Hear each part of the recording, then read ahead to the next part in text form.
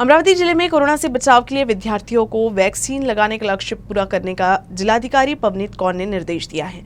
अमरावती जिले में अब तक 55% पात्र विद्यार्थियों को वैक्सीन लगाई गई है, लेकिन जल्द ही स्कूल खुलने वाला है। ऐसे में विद्यार्थियों को कोरोना संक्रमण से बचाने के लिए वैक्सीन लगाना बहुत जरूरी है।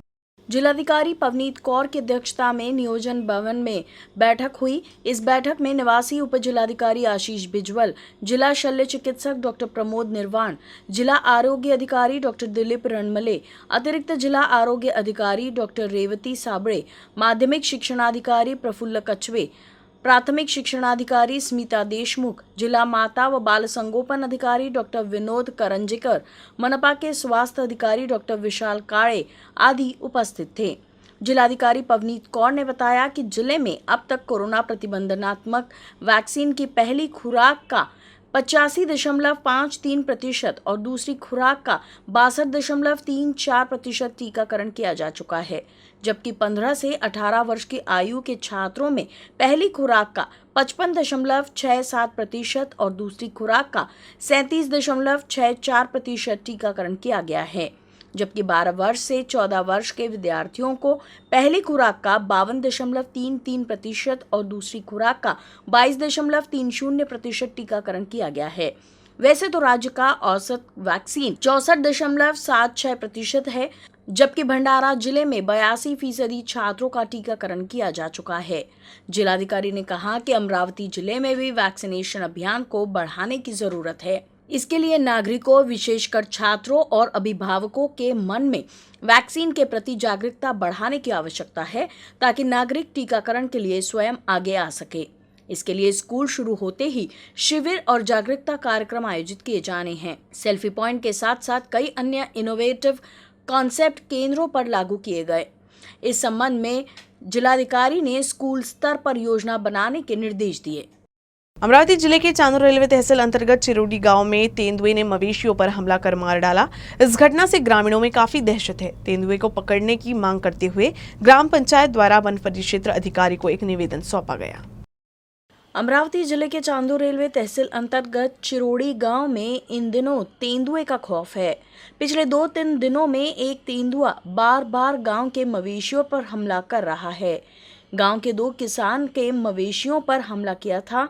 इस हमले में 2 मवेशियों की मौत हो गई, जबकि अन्य मवेशी जख्मी भी हुए हैं। इस घटना के बाद से ग्रामीण काफी दहशत में हैं। इसीलिए ग्रामीणों ने ग्राम पंचायत के माध्यम से वन विभाग को निवेदन सौंपा। ग्राम पंचायत के उप सरपंच संदीप कुमरे ने वन परिक्षेत्र अधिकारी BR पवार को निवेदन सौंपकर तेंदुए को पकड़ने की मांग की। अमरावती से मुंबई के बीच चलने वाली अमरावती मुंबई अंबा एक्सप्रेस अपने बदले हुए रूप के साथ सफर कर रही है। अंबा एक्सप्रेस 20 आरामदायक LHB कोच से लैस है। मंगलवार की शाम अंबा एक्सप्रेस अमरावती से मुंबई के लिए रवाना हुई। इस दौरान सांसद नवनीत राणा ने हरी झंडी दिखाई। अमरावती मुंबई अंबा एक्सप्रेस मंगलवार से एक नए अंदाज में चलने लगी है। ये ट्रेन अमरावती से मुंबई तक चलती और फिर वापस में मुंबई से अमरावती आती है। इस ट्रेन के चलने से अमरावती जिले और आसपास के यात्रियों को मुंबई जाने आने में काफ़ी सुविधा होती है। लेकिन अब अमरावती के यात्रियों को आरामदायक सुविधा प्रदान करने के 20 LHB कोच लगाए गए हैं। अंबा एक्सप्रेस के LHB कोच अत्याधुनिक तकनीकी से लैस है, जो यात्रियों के लिए सुरक्षित और सुविधाजनक है। इतना ही नहीं, अंबा एक्सप्रेस की गति भी बढ़ेगी, क्योंकि ये कोच वजन में काफी हल्के हैं लेकिन मजबूत है। पहले के कोच में 72 बर्थ हुआ करती थी, लेकिन अब LHB कोचों की लंबाई 1.5 मीटर बढ़ने से 8 बर्थ और बढ़ गई है, जिससे एक कोच में कुल 80 बर्थ हो गई है। हालांकि चौड़ाई पिछले कोच की तरह चौड़ाई 1.9 मीटर ही है। मंगलवार को अमरावती स्टेशन पर सांसद नवनीत राणा ने ट्रेन को हरी झंडी दिखाई।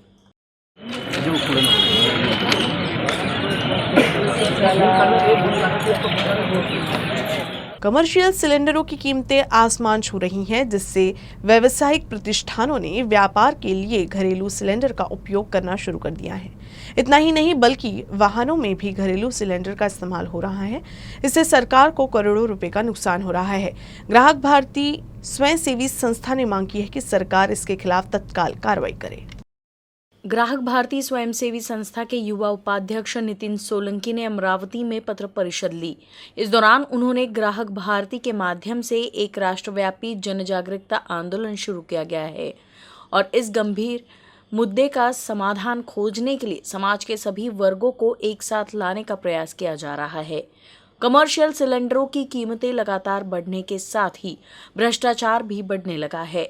व्यावसायिक प्रतिष्ठानों द्वारा कमर्शियल सिलेंडर की जगह पर घरेलू गैस सिलेंडर का इस्तेमाल किया जा रहा है। कालाबाजारी करने वालों को अगर थोड़ा अधिक भुगतान किया जाता है तो घरेलू सिलेंडर अवैध रूप से बाजार में आसानी से उपलब्ध करा देते हैं। आरोप ये भी है कि कुछ गैस एजेंसियां नकली ग्राहकों के नाम पर रजिस्ट्रेशन करा रही है और तेल कंपनियों से अतिरिक्त सिलेंडर लेकर ब्लॅकमेल कर रही है। डोमेस्टिक सिलेंडर आहे, घरगुती वापराचे जे सिलेंडर आहे ते घरामध्येच वापरल्या पाहिजे। ते कुठे व्यावसायिक ठिकाणी किंवा कुठल्या वाहनामध्ये त्याचा पलटीचा व्यवसाय करणारे जे लोक आहेत यांना तत्काळ केंद्र सरकार, राज्य सरकार आणि विक्री अधिकारी यांनी त्यांच्यावरती कारवाई केल्या पाहिजे।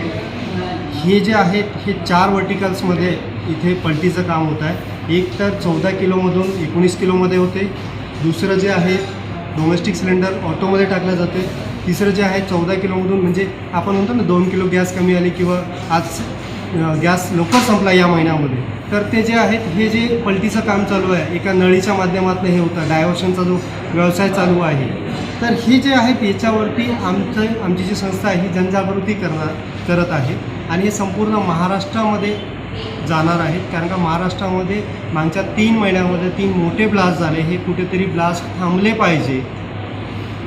आज आपल्या अमरावती जिल्ह्यामध्ये कांडली शहरामध्ये एक खूप मोठा ब्लास्ट झाला, त्याच्यामध्ये गॅस एजन्सी जो आहे धारक त्याच्यावरती ही कारवाई झालेली आहे। पण हे जेव्हा ब्लास्ट झाला त्याच्यानंतरच कारवाई का? त्याच्या आधी जे विक्री अधिकारी आहेत, जे फूड अँड सिव्हिल सप्लायचे जे अधिकारी आहे म्हणजे पुरवठा विभागाचे जे अधिकारी आहे हे काय करत होते त्यावेळेस? पोलीस प्रशासन आहे, यांनी तत्काळ जर याच्यावरती कारवाई केल्या असत्या तर तो स्फोटही झाला नसता। तर आम्ही ही जनजागृती करत आहोत यासाठी की हे अशा प्रकारचा स्फोट किंवा अशा प्रकारचा काळा बाजार हे होऊ नये आणि घरेलू सिलेंडर फक्त घरगुती वापरासाठीच व्हायला पाहिजे। हेच या माध्यमातून आम्ही सांगू इच्छितो लोकांना, नागरिकांना जागरूक करना। अमरावती जिले के मांजरखेड़ में संत चंदाजी महाराज देवस्थल की वारी वट पूर्णिमा के अवसर पर कुरहा से श्री क्षेत्र पंढरपुर के लिए रवाना हुई। वारकरियों की डिंडी के नाम से मशहूर ये डिंडी सिर्फ 21 दिनों में चंद्रपुर पहुंच जाएगी। मांजरखेड़ के श्री संत चंदाजी महाराज संस्थान की डिंडी कुरहा से श्री क्षेत्र पंढरपुर तक जाती है। ये वारी का 242वां वर्ष है और डिंडी विदर्भ से सबसे आखिरी निकलकर पंढरपुर सबसे पहले पहुंचती है। बेहद कम समय में पंढरपुर तक पहुंचने की वजह से इस डिंडी को मराठी में वाऱ्याची डिंडी के नाम से जाना जाता है। चंदाजी महाराज संस्थान की डिंडी की शुरुआत अप्पाजी महाराज ने की थी। भ भास्कर उर्फ तात्या महाराज पिंपल पिछले 42 साल से डिंडी का नेतृत्व कर रही हैं। एक शिक्षक के रूप में वे अपने कीर्तन के माध्यम से धार्मिक प्रचार के साथ समाज प्रबोधन कर रही हैं। ये डिंडी हर साल वट पूर्णिमा के अवसर पर मांजरखेड़ से प्रस्थान करती हैं। पिछले कुछ वर्षों से स्थानीय गोठान मैदान में भव्य रिंगण का आयोजन किया जा रहा है। चंदाजी महाराज की डिंडी में हर साल 100 के लगभग आसपास वारकरी होते हैं। हालांकि इस साल वारकरियों की संख्या दुगनी हो गई है। ये जानकारी डिंडी के प्रमुख पिंपले महाराज ने दी।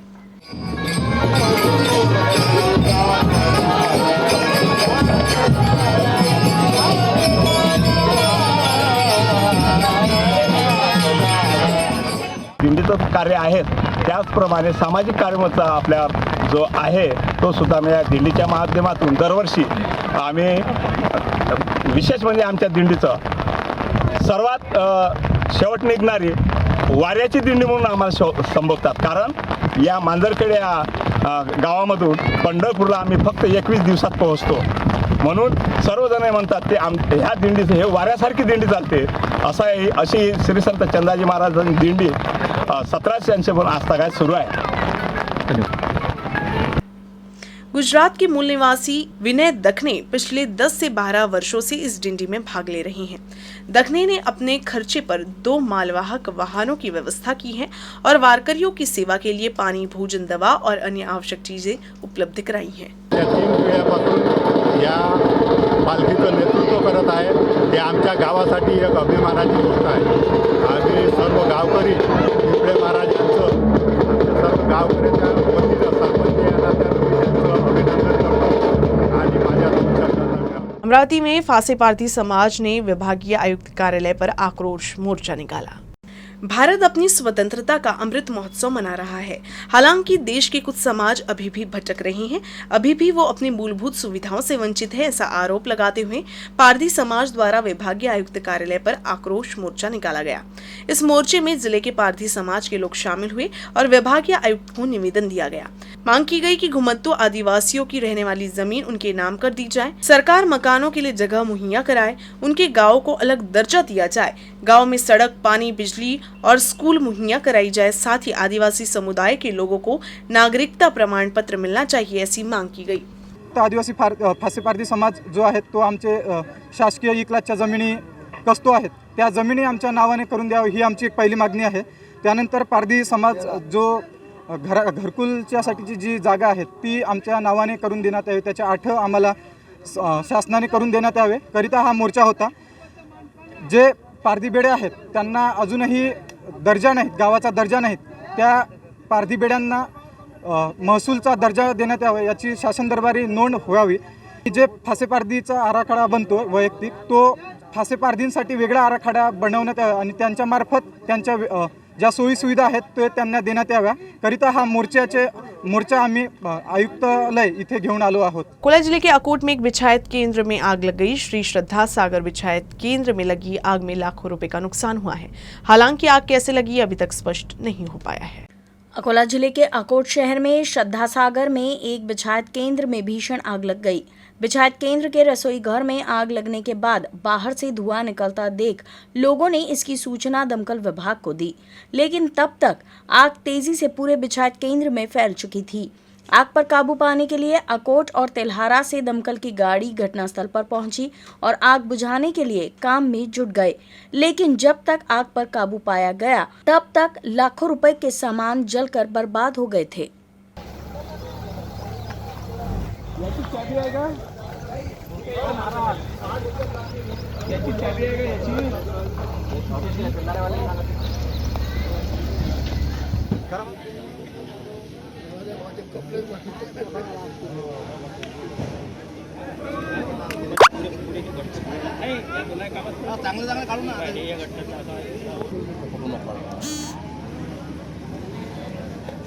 अकोला जिले के बालापुर शहर में पुलिस ने हथियार के साथ एक व्यक्ति को गिरफ्तार किया है। गिरफ्तार आरोपी के पास से धाराधार शस्त्र का जखीरा बरामद किया गया है। विशेष टीम को सूचना मिली थी कि बालापुर शहर के वाजुबदार परिसर निवासी शेख करीम उर्फ कल्लू कुरैशी शेख रहीम ने अपराध करने की नीयत से अपने घर में घातक हथियार छिपा रखा है।